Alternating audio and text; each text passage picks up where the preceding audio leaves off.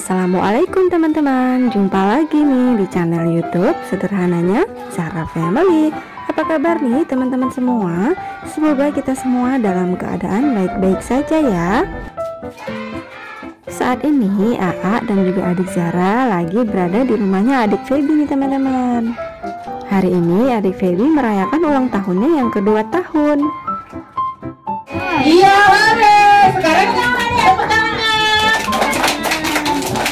Iya, sekarang kita mau suruh Baby potong kuenya ya. Yo, mana omanya di sampingnya? Berdiri ya di atas Pak ya. Potong kuenya sekarang juga sekarang juga sekarang juga.